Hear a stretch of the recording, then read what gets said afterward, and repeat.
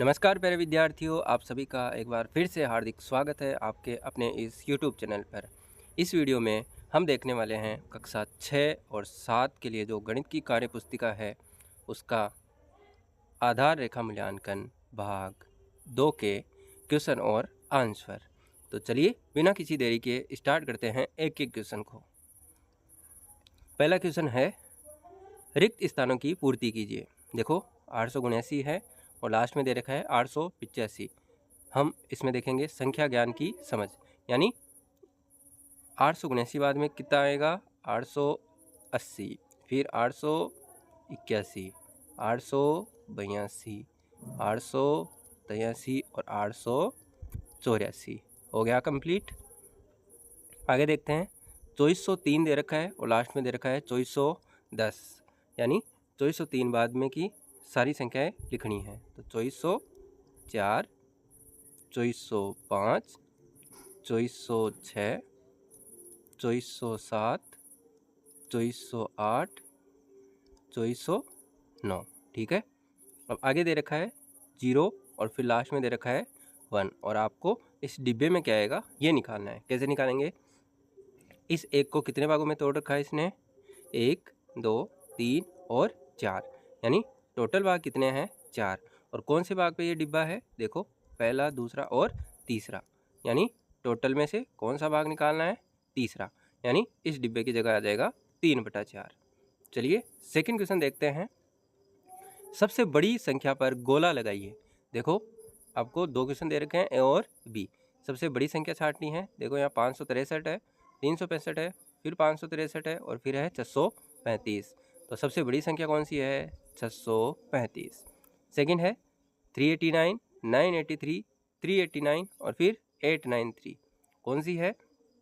देखो 3 अंक की संख्या है, तो 3 अंक की संख्या में जो सैकड़े वाला जो अंक है वो सबसे ज़्यादा बड़ा है, वही संख्या सबसे बड़ी हो जाएगी। तो देखो यहाँ कौन सी संख्या बड़ी है? 983। अब है आरोही क्रम में लिखना है। आरोही क्रम का मतलब क्या है? सबसे पहले सबसे छोटी संख्या, फिर उससे बड़ी, फिर उससे बड़ी और सबसे लास्ट में सबसे बड़ी।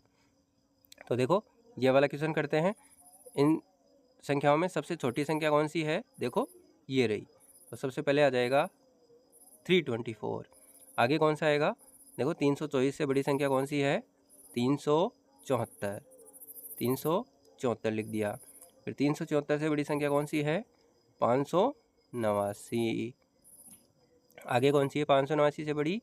फिर है 638। 638 से बड़ी कौन सी है? 846। और सबसे बड़ी कौन सी है? 946। चलो ये क्वेश्चन हुआ। अब देखते हैं बी वाला। बी वाली में आपको 4 अंक की संख्या दे रखी है, तो सबसे छोटी संख्या कौन सी है?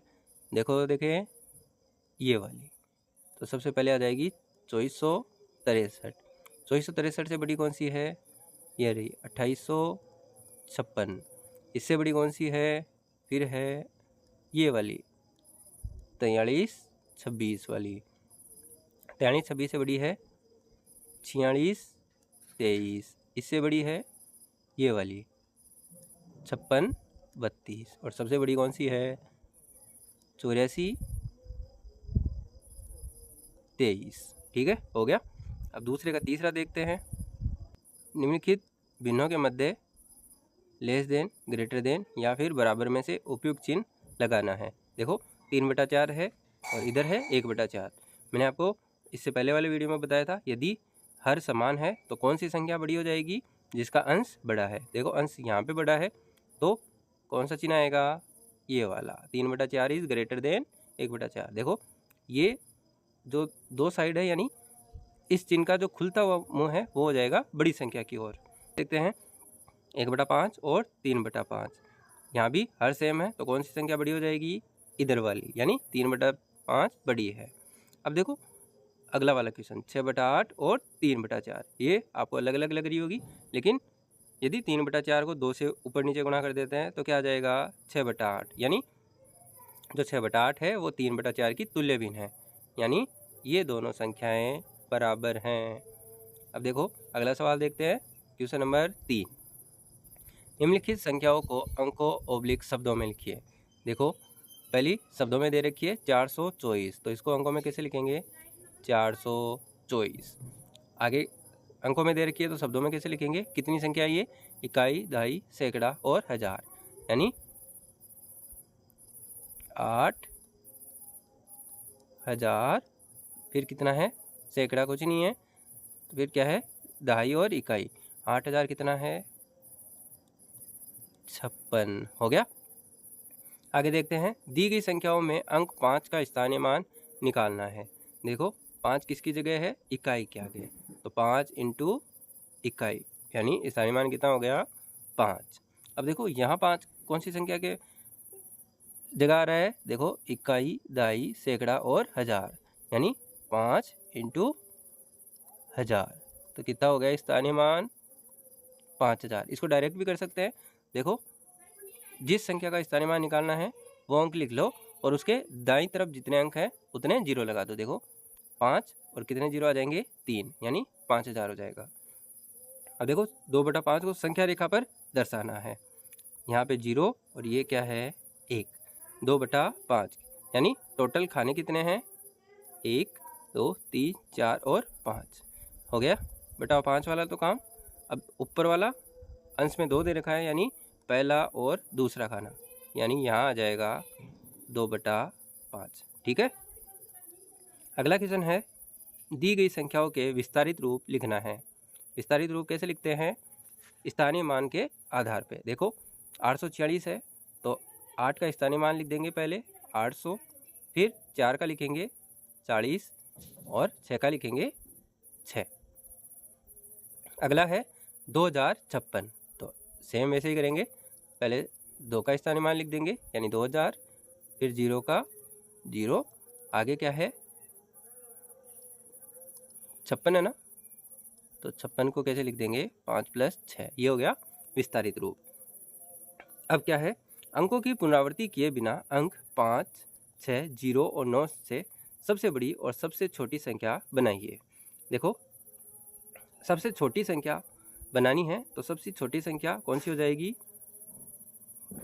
0, 5, 6 और 9। लेकिन ये क्या है? गलत, क्योंकि इससे क्या है? अंक 3 ही रह गए। अब 3 अंक ही रह गए। यदि यहाँ पे बोल देता कि 3 अंकों की सबसे छोटी संख्या, तब ये अपना आंसर सही होता, लेकिन यहाँ पे अंक उतने के उतने ही रहने चाहिए, तो उसके लिए कौन सा होगा? 5069, ये उत्तर आपको देना है। अब सबसे बड़ी संख्या लिखनी है, तो सबसे बड़ी संख्या कैसे लिखेंगे? अंकों को कैसे लिख दोगे बताओ? देखे अवरोही क्रम में, यानी सबसे पहले सबसे बड़ा अंक, फिर छोटा और सबसे छोटा, ये होगी सबसे बड़ी संख्या। अब देखो चित्रों के छायांकित भागों को देखकर भिन्न रूप में निरूपित करो। तो सबसे पहले देखते हैं ए वाला। अब देखो भिन्न रूप कैसे बनाते हैं? टोटल छायांकित भाग कितने हैं? कितने में से? 1, और 1 कितने में से है? 4 में से, तो टोटल भाग है 4 और कितना भाग छायांकित है? 1, तो भिन्न कौन सा हो गई? 1/4। ऐसे ही देखो टोटल भाग कितने हैं? गिनो देखे, 1 2 3 4 5 6 7 और 8, यानी हर में आ गए 8। अब छायांकित कितने हैं? 1 2 3 और 4, यानी भिन्न का मान कितना हो गया? 4/8। अगला है संक्रियाओं की समझ। 5वां क्वेश्चन देखते हैं। हल करना है आपको, इसमें सिंपल जोड़ करना है। तो 9 और 7 कितने होते हैं? 16, हासिल की आ गई 1, 8 और 1 9 और 4 कितने हो गए? 13, 1 हासिल वापस आ गई, तो 6 और 3 9 और 1 10, कितने हो गए? 1036। अब देखो आपको बाकी निकालना है। 9 में से 3 गया 6, 6 में से 4 गया 2, 5 में से 2 गया 3, आ गया 326 उत्तर। अब देखो 24 को 9 से गुणा करना है। कैसे करेंगे? पहले करेंगे 9 को 4 से, तो 9 चौक 36, यहाँ हासिल की अलग से रख लेंगे। फिर करेंगे 9 को 2 से गुणा, 9 दूनी 18, और ये हासिल इसमें जोड़ देंगे। 9 दूनी 18 और 3 कितने हो गए? 21 हो गया। चलो अगला वाला देखते हैं। ये भी सेम वैसे ही है। तो सबसे पहले क्या है? जोड़ 8 8 9, इसमें जोड़ना है 2 4 7, जोड़ते हैं। 9 और 7 कितने हो गए? 16, 8 और 4 12, और 1 यहाँ से हासिल की आई थी ना 16 वाली, तो कितने हो गए? 13, 13 का उतार लिया 3 और 1 हासिल की 8 और 2 10 1 11, यानी उत्तर कितना आ गया अपना? 1136, ठीक है। अगला दे रखा है 421, यहाँ पे कुछ नहीं है, ए मान लेते हैं और उत्तर आ रहा है 946। तो ए का मान कैसे निकालोगे, इस 421 को 946 में से घटा दोगे। घटाएं 946, इसमें से घटा देंगे 4 2 1। घटाना है 6 में से 1 गया 5, 4 में से 2 गया 2 और 9 में से 4 गया 5, यानी एक की जगह कितना आएगा 525। ठीक है, समझ में आ रहा है ना। अब देखो बच्चों, यहाँ क्या है 567, इसमें से क्या घटाएं, चलो इसको b मान लेते हैं और क्या आ रहा है उत्तर 246। देखो यहाँ माइनस b है, प्लस b निकालना है, तो इस b को इधर ले जाएंगे और इसको इधर, यानी पक्षांतरण करेंगे तो ये माइनस का हो जाएगा प्लस और ये 246 हो जाएगा माइनस का। तो b का मान निकालना है तो 567 में से बाकी निकाल दो 246 की। 7 में से 6 गया 1, 6 में से 4 गया 2 और 5 में से 2 गया 3, यानी b की जगह उत्तर कितना आएगा 321। अगला सवाल देखते हैं, हल करना है। 3 अंकों की सबसे बड़ी और 4 अंकों की सबसे छोटी संख्या में अंतर बताना है। तो देखो सबसे बड़ी संख्या कौन सी होगी 3 अंकों की, ये है 999 और 4 अंकों की सबसे छोटी संख्या कौन सी हो जाएगी 1000। अब इनका अंतर कितना होगा, निकालो देखे बाकी 1 0 0 और 0, यानी इसका उत्तर कितना आ जाएगा 1।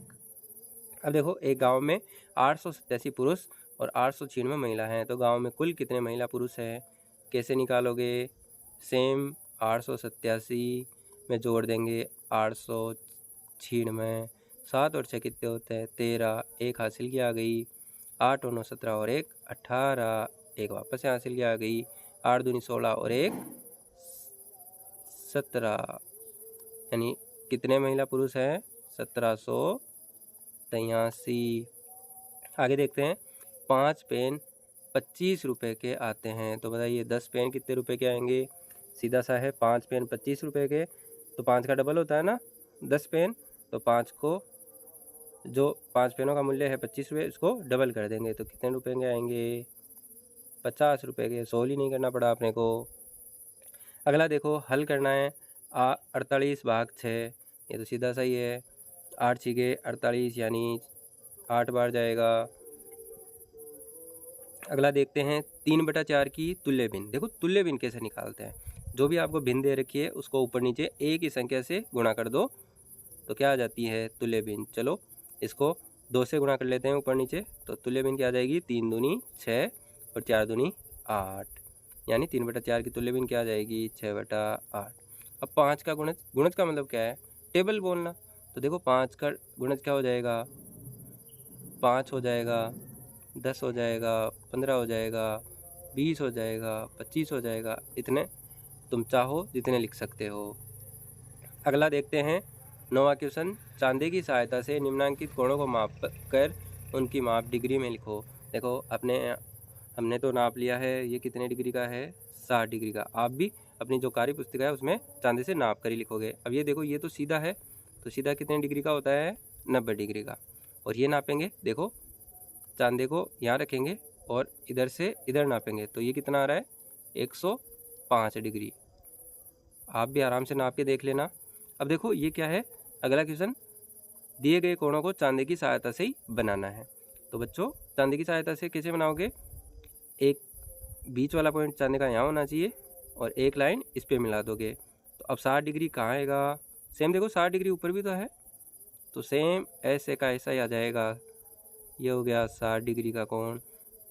अब 75 डिग्री का बनाना है, तो देखो तीर इधर है तो यहाँ नहीं लगेगा पॉइंट, दूसरी भुजा क्या आ जाएगी इधर से, तो ये कैसे आएगा 75 का, देखो मैं लगभग बना रहा हूँ, आप चांदी से बना लेना आराम से, ये होएगा 75 डिग्री का कोण। और अगला कौन सा है 120 डिग्री का, तो 120 डिग्री का ये वाला हो जाएगा, यानी इधर से नापोगे 120 डिग्री। ठीक है, अगला क्वेश्चन देखते हैं, रिक्त स्थानों की पूर्ति करो। वर्ग में भुजाओं की संख्या कितनी होती है, बताओ देखिए 3 होती है 4 होती है, तो वर्ग में भुजाओं की संख्या होती है 4। 500 रुपये के नोट की आकृति में भुजाओं एवं कोनों शीर्षों की संख्या लिखो। देखो 500 का नोट है, उसमें भुजाएं कितनी होती है? देखो नोट कैसा होता है बताओ, देखे ऐसा। इसमें भुजाएं कितनी हैं? 1 2 3 और 4, यानी भुजाएं कितनी हैं? 4। और कॉर्नर कितने हैं? 1 2 3 और 4, तो ये भी हो जाएगा 4। अगला क्वेश्चन है, 5 से डाइस में कुल पृष्ठ, फलक और कोनों शीर्षों की संख्या लिखो। तो देखो मैंने आपकी सुविधा के लिए यहाँ पे एक पासा रखा है। इसमें पृष्ठ कितने हैं? पृष्ठ देखो ये रहा, 1 2 3, नीचे वाला 4, ये वाला 5 और ये वाला 6, यानी पृष्ठ कितने हो गए? 6। कोनों की संख्या देखो, कोने कौन कौन से हैं? देखो एक तो ये रहा, एक ये रहा, 2 3 4 5 6 7, सातों दिख रहे हैं। और एक ये और ये जो भुजा जा रही है तो यहाँ से यानी पीछे की साइड है, तो कोने कितने हो गए? 8।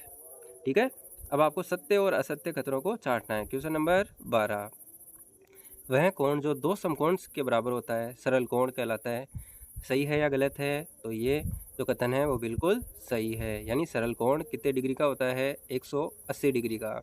अगला देखते हैं, समकोण की माप 90 डिग्री से अधिक होती है। नहीं नहीं नहीं, ये तो असत्य है, समकोण फिक्स 90 डिग्री का होता है। अगला देखो, अधिक कोण एक समकोण के बराबर होता है। नहीं, ये भी गलत है। समकोण क्या है? 90 डिग्री से बड़ा होता है, 90 डिग्री से बड़ा होता है। तो ये पहला हो गया सत्य, दूसरा असत्य और तीसरा भी असत्य।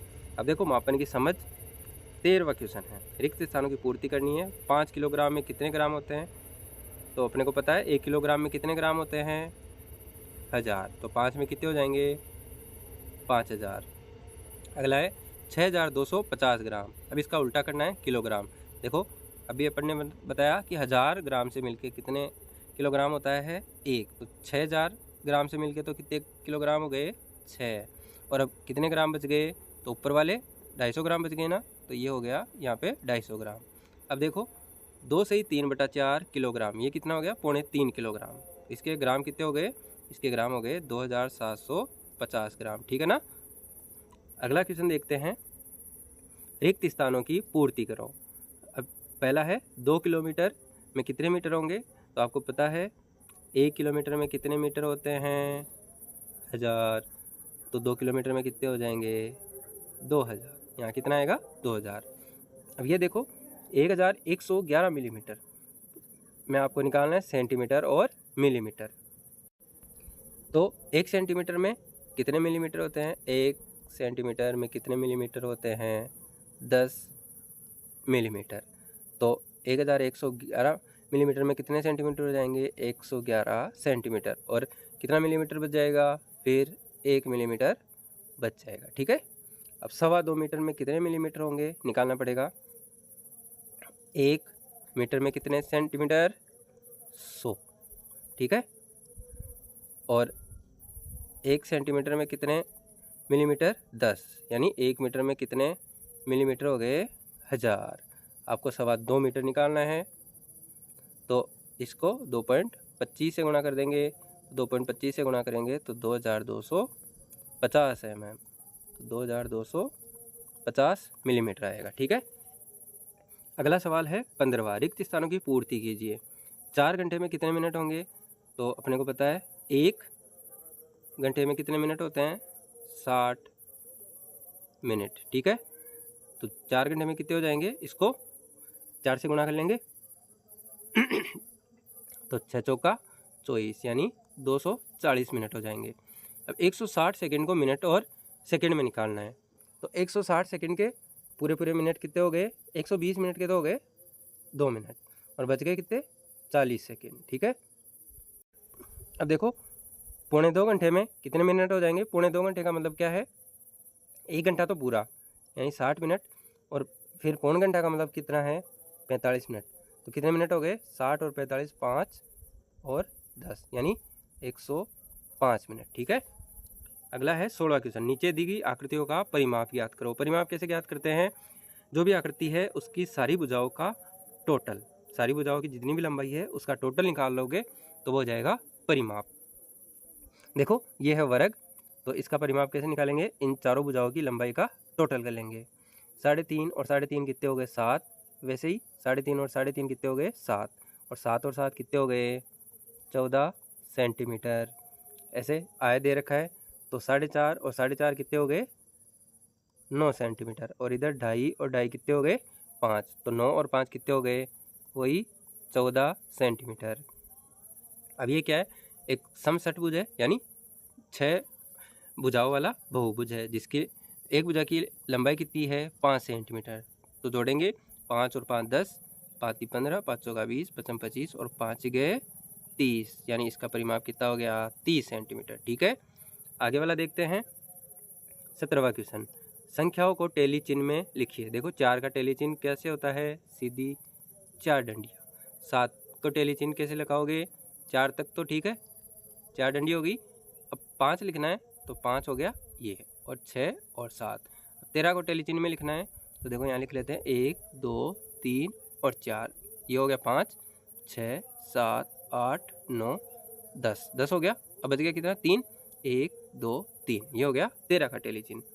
अब देखो 18वां क्वेश्चन है, नीचे दिए गए पैटर्न को आगे बढ़ाइए। पैटर्न को आगे कैसे बढ़ाना है, देखो यहाँ तीर ऐसे जा रहा है, फिर एक तीर की संख्या बढ़ गई और ऐसे हो गया, और फिर 90 डिग्री घूम गया और एक तीर की संख्या बढ़ गई, यानी एक तीर की संख्या बढ़ रही है और 90 डिग्री घूम रही है। तो अब की बार 4 ऐसे हैं, तो इस वाले में कैसे हो जाएगी 90 डिग्री घुमाओ 1 2 3 4 और 5, और ऊपर की साइड। अब अगला में कैसे आ जाएगी 5 है ना, तो 5 की जगह यहाँ पे हो जाएगी 6, 3 4 5 और 6 हो गया। अगला देखें पैटर्न को, देखो देखें 18 23 28 और 33। आपको कुछ पता लगा क्या, मैं बता देता हूँ। 18 में 5 जोड़ेंगे तो आएगा 23, 23 में 5 जोड़ेंगे तो 28, और 28 में 5 जोड़ेंगे तो आएगा 33।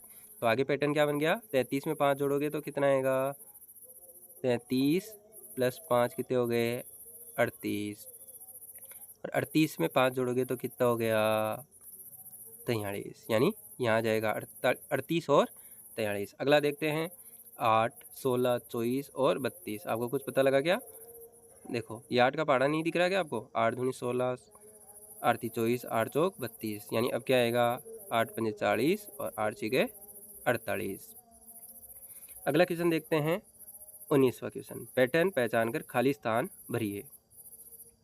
देखो खाली स्थान यहाँ भरना है, तो देखो 2 और 4 मिलके कितने होते हैं 6, और 6 और 8 मिलके कितने होते हैं 14, यानी इस जगह क्या आएगा, इस जगह आएगा 6 और 4 को जोड़ देंगे तो कितना आ जाएगा 10। ऐसे ही 6 और 10 को जोड़ेंगे तो यहाँ क्या आ जाएगा 16, और इस बॉक्स में क्या आएगा 10 और 14 को जोड़ेंगे तो 24। ऐसे ही सेम पैटर्न में जोड़ना है, 16 और 24 कितने होते हैं 40। ठीक है, पहला हो गया। अगला देखते हैं 5 और 3 कितने होते हैं 8, सेम है क्या। अब देखो यहाँ ऊपर वाला दे रखा है, यानी 16, 16 कैसे आया होगा, 16 कैसे आया होगा जब 9 और 7 जुड़े होंगे, यानी यहाँ इस बॉक्स में आ जाएगा 7। अब इस बॉक्स में क्या आ जाएगा 3 और 7 को जोड़ देंगे तो कितना आ जाएगा 10। ठीक है, तो अब ऊपर वाले बॉक्स में 8 और 10 कितने हो गए 18। ऐसे ही 10 और 16 कितने हो गए 26। अब इसमें जोड़ेंगे तो 18 और 26 कितने होते हैं, जोड़ लो 8 और 6 14, 2 और 1 3 और 1 4, यानी इस बॉक्स में आ जाएगा 44। तीसरा देखते हैं 2 और 3 5 नहीं लिखा हुआ, 4 और 3 7 होते हैं, लेकिन यहाँ क्या है 12। इसका मतलब जोड़ नहीं रखा है इसने। 4 और 3 12 कब आते हैं, जब 4 और 3 को क्या कर दो गुणा, यानी 4 × 3 कर देंगे तो आ जाएगा 12। तो इसी पैटर्न को समझते हैं, तो 2 × 3 कितने होते हैं 6 आएगा, 4 × 5 कितना हो जाएगा 20। अब ऊपर वाले बॉक्स में देखें 12 × 6 कितने होते हैं, करो देखें 12 चिकाणी 75, 20 को 12 से गुणा किया तो कितने आ जाएंगे 240। ठीक है, अब ऊपर वाले में क्या आएंगे 240 को कितने से गुणा करना है 72 से, ये आ जाएगा अपना आंसर। तो देखो ये तो सेम 0 का 0 उतार लेंगे, 4 दूनी 8, 2 दूनी 4, फिर 0 7 चौक 28 2, 7 दूनी 14 और 2 16, 0 8 12, 6 और 1 7, ये 17,000। ऊपर वाले बॉक्स में क्या आएगा? 17,280। ठीक है, अगला क्वेश्चन देखते हैं। दूध का व्यवसाय करने वाले कुछ परिवारों में पालतू पशुओं की संख्या निम्न प्रकार है। अपने को दे रखी है 2 2 5 3 ऐसे करके। तो अब यहाँ पे एक टेबल है और इन टेबल को भरना है। तो कैसे भरेंगे? देखो, पहला क्वेश्चन है, इन आंकड़ों को नीचे दी गई सारणी में प्रदर्शित कीजिए। सारणी है पशुओं की संख्या 2, इसका टेलीमार्क लिखना है। देखो पशुओं की संख्या 2 कहाँ है? 1 2 3 और 4, यानी टेलीमार्क कितना आ जाएगा? 4, 1 2 3 और 4 खड़ी लाइन। परिवार की संख्या कितनी है? 4। अब 3 पशुओं की संख्या कितनी आ रही है? 1 2 3, केवल 3 बार, तो 3 का टेलीमार्क सीधे 3 डंडे। परिवार की संख्या कितनी हो जाएगी? 3। अब 4 कितनी बार आ रहा है? देखो 1 2 3 बार, सेम 3 डंडे सीधे सीधे, और परिवार की संख्या हो जाएगी 3। अब 5 देखो 1 2 3, सेम 3 परिवार हैं, तो यहाँ भी 3। अब 6 देखो 1 2, तो 2 का टेलीमार्क सीधे 2 डंडे, और परिवार की संख्या हो जाएगी 2। अब देखो 2 पशु रखने वाले परिवारों की संख्या कितनी है? आ गया ना? 2 पशु रखने वाले परिवारों की संख्या कितनी है? 4। 5 से कम पशु रखने वाले परिवारों की कुल संख्या कितनी है? इस क्वेश्चन में ध्यान दो। देखो 5 से कम पशु रखने वाले परिवारों की कुल संख्या कैसे निकालोगे? 2 पशु 3 पशु और 4 पशु रखने वाले जितने भी परिवार हैं उनको सबको जोड़ दोगे। तो देखो 4 और 3 7 और 3 10, तो कुल परिवार कितने हो गए? 10 परिवार। ठीक है, तो चलिए बच्चों, इस वीडियो में इतना ही। आगे मिलते हैं, तब तक के लिए थैंक यू।